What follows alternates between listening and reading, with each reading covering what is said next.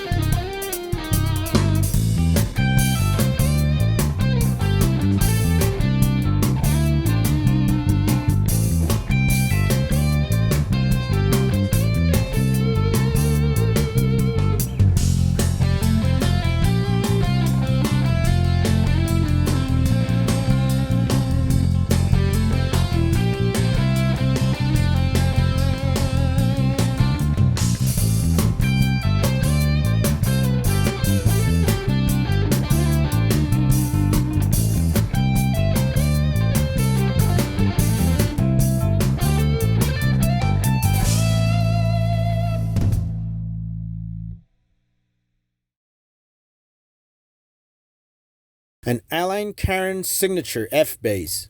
Now, if you're familiar with the player's path, you should know about the F bass. It's the one Scott used to record the player's path. These basses are made by George Furlanetto, a luthier based in Hamilton, Ontario. All his basses are beautiful, but there's something about the Alain Caron model that just takes my breath away. Check out his website and take a look at his amazing basses. Aleret Syria. I wasn't able to find any pictures of a 6-string model, but look at that. Look at that shape, the wood, the top, the cover. Everything is just gorgeous in this model. This is a luthier based in France. Actually, my top 2 basses are made by luthiers in France.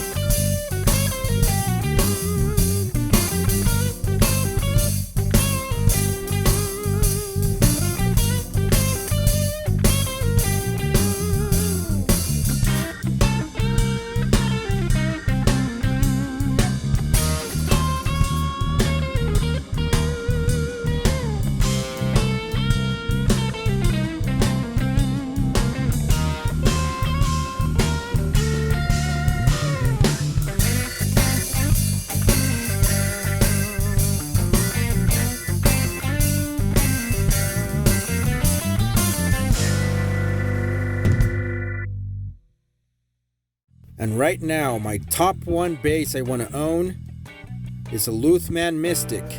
As I mentioned earlier, it's another luthier based in France. They have several models, but I'm particularly in love with this one. I mean, look at the woodwork, the shape. To me, it's an unbelievably good-looking bass.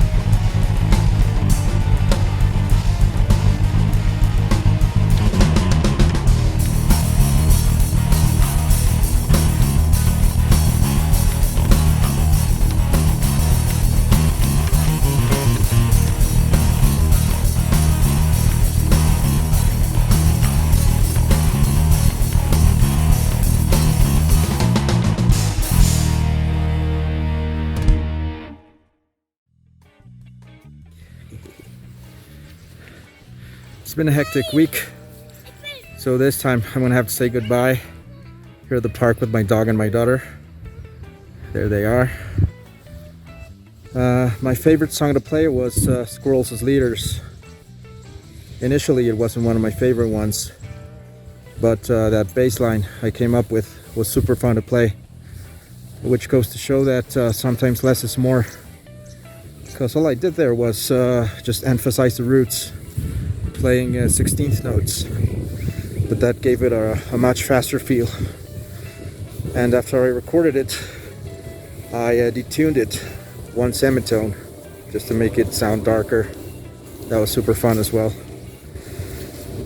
What I could have done better, Magma, I could have played more cleanly, because sometimes I tend to hit more than one string with the thumb, which makes some unwanted sounds to come up in the recording, but overall I was satisfied with the take. But maybe I'll revisit it because I really want to improve my slapping technique, especially on the 6th string, which it tends to be harder. Alright, thank you, and I'll see you guys in level 5.